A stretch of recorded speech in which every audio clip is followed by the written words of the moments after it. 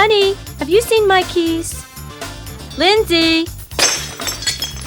That was close. Yeah, Lindsay, not the light socket! Is she okay? Yeah, she's okay, but, another inch closer and... Honey, we've got to do something. This house is not safe for our baby. I know, but who are we gonna call? It's a baby proofer. They'll make your home safe for kids. Get Mr. Baby Proofer. He lets you lay your head to rest. Hi, I'm Danny from Mr. Baby Proofer. Hi, Danny. Welcome. Thanks. Glad you're here. Lindsay's just been getting into everything. Well, I'm here to make your house safer for little Lindsay so she doesn't drive you crazy. That's terrific. Is there anything I can do to help? No, I'm fine. If I need you, I'll give you a call. Okay, we'll be playing out back. Sounds fine. The best time to baby-proof your home is when the baby's between 4 and 7 months of age. You want to do it before the baby starts crawling and walking and getting into everything. Well, this is a good place to start right here. A baby's balance can be uncertain at best. A carpet like this can slip underneath the baby's feet and cause a bad fall. What you can do is take some foam grid padding, cut it to size, and place a carpet on top of the foam grid padding. And that'll prevent the carpet from slipping out from underneath baby's feet. Let's check out the rest of the house and see what other potential dangers we can find. One invaluable baby-proofing tool is a portable fence like this. You may use this to prevent the child from getting into the fireplace, getting a hold of the fireplace utensils, or getting splinters from the logs. You may also use a piece of carpet to lay on the fireplace hearth to prevent injury. Either case, the best thing you want to do is keep the fireplace clean and remove all utensils and logs from the fireplace hearth. And if you don't want your house to blow up, I'd strongly recommend removing the gas fireplace key and keeping it high, well out of child's reach. Let's move on. Tall items or anything that's taller than it is wider, like this, can be pulled over by a baby when they're learning how to stand up and walk. These type of things should be removed from the baby's environment. Let's take a look over here. Cords from answering machines or lamps or phones like these should be bundled up and tied to the back of the furniture. What I've used here is I use cable ties, and these are what hold and bundle the cords to the back of the furniture. Cords that are extending below that, what I have is a cord casing like this, and what this does is this wraps around the cords themselves and prevents the child from biting into the cord and getting electrocuted. Now, the cords that run across the floor like this, what I have is a cord cover. And what this does is the cord will go inside the cover itself, lay on the floor, and that prevents the child from possibly tripping over the cords themselves. Now let's take a look at the plugs for the sockets in the walls. Now electrical sockets are another place that's going to require some care. A baby can lick a socket or take a wet hand and run it across the socket or stick a metal object inside the socket and receive a pretty nasty shock. What I've got here is I've got some plates that you can use to replace your socket plates. These are child-proof plates, and there's a variety of ones on the market. These three are the standard three that are available. This plug allows you to pull the plug out and put it back in with the twisting doors, so if you want to use a vacuum cleaner or an iron, it gives you easier access. This plate here, what it does is it locks the plug inside the socket, and you close the door over it, which means the plug cannot be pulled out at all. And this plate here does two cords at the same time. And if you don't want to use either of these sockets, or you have a socket that has no plugs, either the top or the bottom, you can buy little plastic caps like these that'll press into the holes.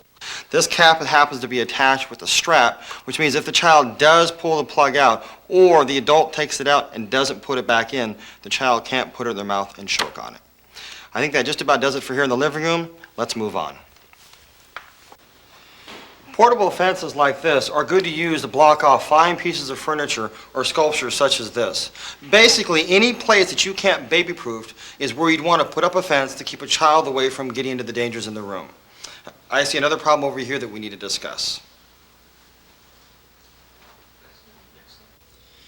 Plants and kids don't mix. Even if the plant is not poisonous, a child can still pull a piece of the leaf off, put it in their mouth and choke on it, or the dirt, the moss, the rocks, the fertilizer can create the same problem. So you want to separate the plants from the kids altogether. Next up, the kitchen.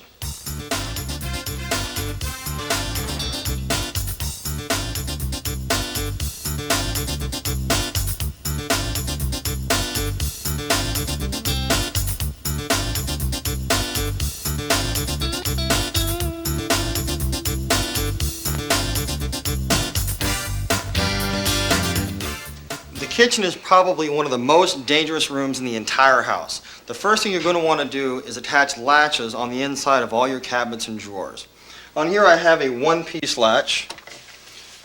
It's a self-locking device. When you close the drawer, it automatically catches on the framework and locks. Over here I have a two-piece latch where when you don't have the framework, I have one latch that attaches on the inside of the cabinet, and the second catch piece attaches on the inside of the framework. On locations where latches won't fit, you can install a cabinet lock over the handles or the knobs if they'll fit, which will also prevent the child from getting into the cabinetry. Now, underneath the sink is where you have most of your poisons. Everything that's down here has got to come up, because if the child does get down here, it can create some serious injury. Now, even if you have latches on the cabinets, you're still going to want to remove all of this stuff and get it up high, because if a latch breaks, or the child figures it out, or adult forgets to close the cabinet, if the child gets down here, the stuff that's down here can be extremely dangerous. Now, even if you throw bottles away of toxic chemicals, it's important to wash them out and throw them out outside, because even a small bit of fluid can be extremely poisonous to a child. Now, over here we've got some pins and some magnets on the refrigerator. You want to remember to keep all of these things off, because if they do pull off and fall to the ground, the child could potentially pick them up, put them in their throat, and choke on them. Now, over here is the stove. The stove is definitely one of the more dangerous spots in the kitchen. And what you're going to want to do when you're cooking, you want to remember to put all of your pot handles and face them in. If at all possible, it's better to have your back burners first. Now, when you're cooking, you're not going to want to use these knob covers, but when you aren't cooking and you're out of the kitchen, if the child should get on top of the counter, what you want to do is put stove knob covers on, and that protects the child from getting into the stove knobs and turning on the power. Now, the best thing you want to do for the kitchen, because there are so many dangerous spots in here, is block it off completely. And what I recommend using are pressure gates into the doorways entering into the kitchen. Let's take a look over here and see what some of our options are. Oh yeah. And remember to always keep a fire extinguisher handy at all times in case you do have a fire. But before the baby gets in and burns your kitchen down, let's take a look at some pressure gates to keep the baby out. Now, this is a wood type pressure gate. The way this gate works is this crossbar here creates pressure which holds the gate inside the opening. When you want to release the mechanism, lift up on the crossbar, which releases the pressure, which allows you to remove the gate from the opening. Another type of gate I have over here requires squeezing a handle in the very center of the gate. Place the gate inside the opening, release the handle, and it again creates its own pressure which holds it into the opening.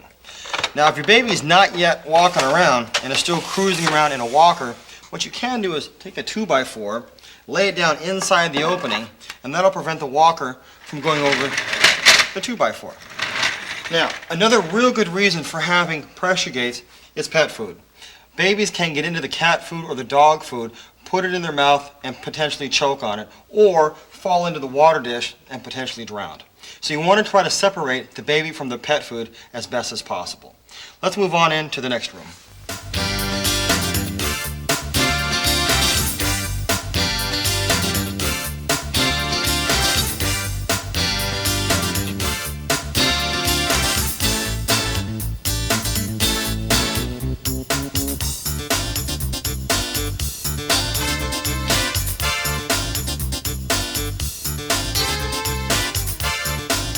More and more people are working out of home offices today. So you're going to want to remember to tie and bundle up all of your loose cords and wires from computers and phones and answering machines. You also want to remember to keep a list of emergency phone numbers close by the phone in case you do have an emergency. This is also another real good area to use the portable fence to block off a child from the area altogether. Let's go take a look at the bar. Alcohol can be extremely toxic for a young baby, so you want to remember to keep all of your alcohol high, well out of child's reach. And you'll also want to put a latch on this cabinet as well. You want to keep your baby away from the entertainment system. And to keep your baby from putting food and toys in the VCR, you want to attach a VCR lock to the top of your VCR, and that'll keep your baby and your VCR out of trouble. Now, when babies learning how to stand and walk, the baby can use items like this table to pull themselves up. Now, a glass table like this is not a good idea to have in the child's environment because the baby can climb on top of the table, the glass can break, and cause serious injury. This table, however, happens to be extremely thick glass, but we still have a danger problem with the edge and the corners. So what I've done is I've taken a foam wrap which goes around all the edges and the corners, and that helps softens up any danger factors. Now, another successful thing that I've found is plumber's foam wrap. And what this does, it comes slit down the middle and it will just slide over the edge of the table. Another item the baby might pull themselves up with could be light furniture or wicker furniture like this stand. Now, wicker and kids don't mix. If the baby does pull a piece of the wicker off, the baby can put that in their mouth and choke on it. Or, since the furniture is light, it can topple over on top of themselves and create injury. So no matter how you look at it, wicker and small pieces of furniture and babies don't mix. Let's keep moving.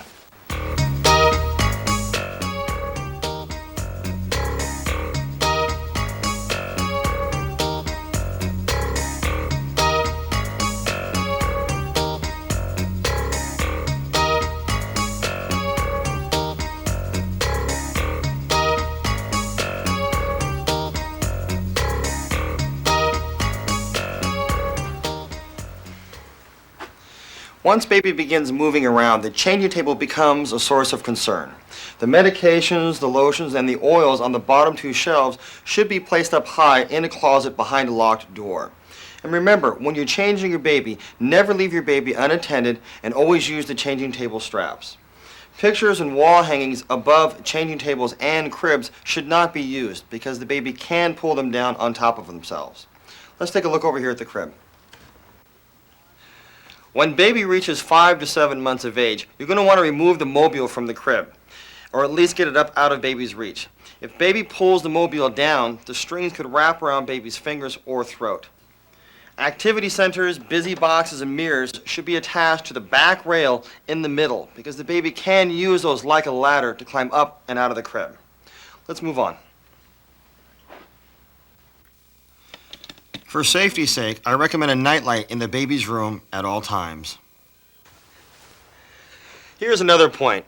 Kids love to climb on furniture, and if they do, the furniture can topple over on them.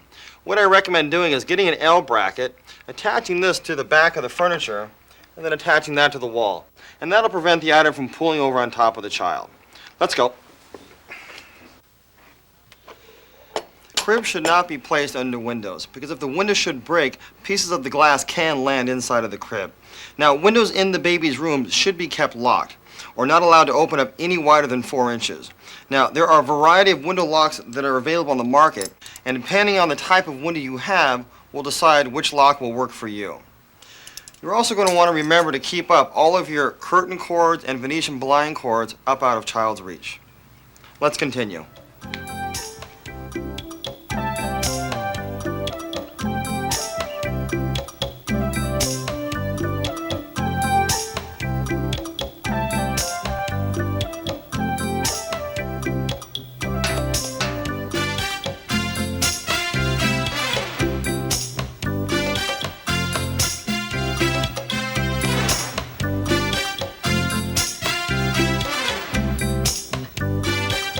Now here in the bathroom, you're pretty much going to want to do the same type of things you did in the kitchen.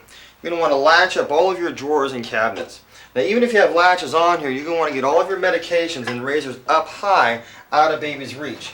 Preferably putting them in some sort of a lock box like this that requires an adult-sized finger to open up. Now on your toilets, there's 2 reasons for a lock, one of which to keep the child from falling into the toilet bowl and not having enough strength to get back out and potentially drowning. The other reason is to keep a child from putting a toy in a bowl and clogging up the pipes. The lock basically just attaches onto the side of the bowl. There's a clamp, and this flap comes up and prevents the 2 lids from being lifted up. Now the waste paper basket should also be kept up high because everything you throw away in the basket is extremely dangerous for a baby. Let's take a look over here in the bathtub. Here in the bathtub, you're going to want to remember to remove your shampoos and soap from around the edge. Even a small bar of soap can slip down a baby's throat and choke them. A faucet cover on the faucet will prevent the baby from banging their head into the spout, and knob covers over the handles could prevent the baby from accidentally turning on the hot water. And that's a critical point. You're going to want to remember to turn your water heater down to 120 degrees or less to prevent scalding.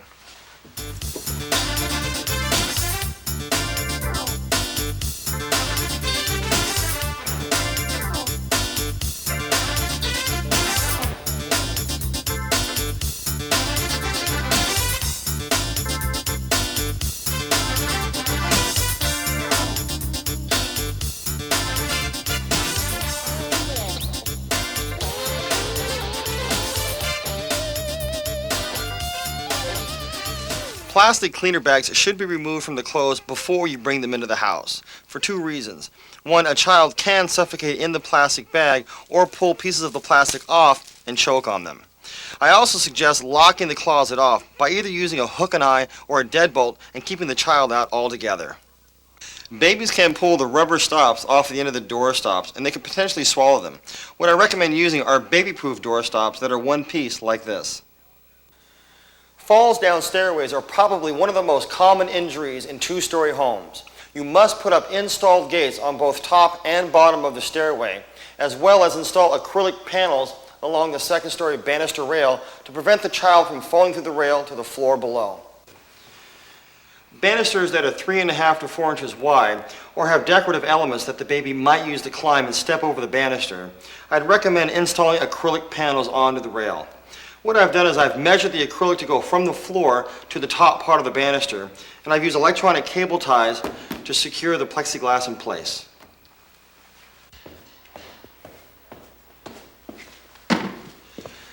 Pressure gates shouldn't be used on stairways. If a baby should lean or push on a pressure gate, the gate will pop out of the opening. What you'll need to do is put up a couple of installed gates on both the top and bottom of the stairway. First, you'll need to put in a couple mounts in the opening. First, I put on one mount onto the wall side, which is a 3/4 by 3/4 piece of maple wood. On the banister side, I've used 5 electronic cable ties to hold the mount onto the banister. To open the gate, you squeeze one clip on the open end side on 4 eye hooks that are attached to the mounts. Slide the gate back and swing it open and go through the opening. If you wish to remove the gate, you can squeeze one clip on the hinged side and the gate can come off completely. These type of gates are the best form of protection there is for stairways.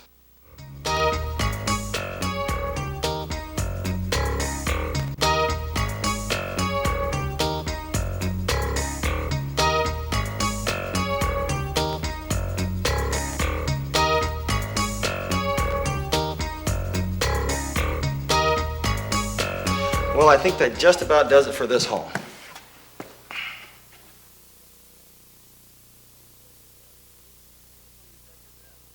Even though you've done your best to make your home safer, remember, there is no such thing as a completely baby-proofed home.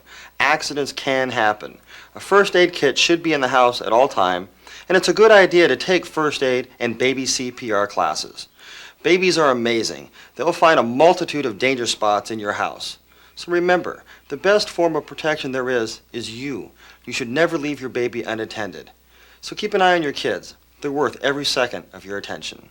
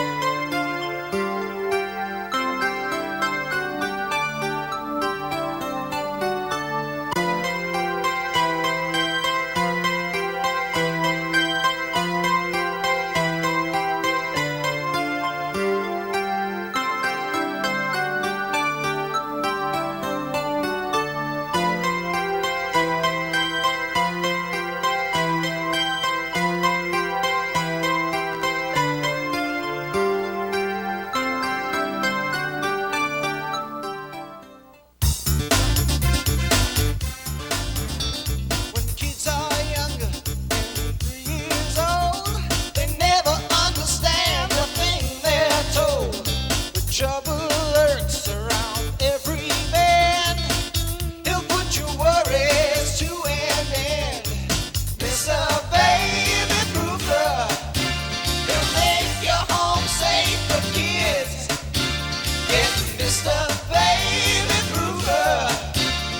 He lets you lay your head to rest when you need somebody, someone who's got a plan. Mr. Baby Proofer, you know that he's your man. Yeah, Mr. Baby Proofer. The Mr. Baby Proofer video takes you step by step through your home and points out dangers that could injure your child. To order Mr. Baby Proofer video, please call the numbers shown on the screen.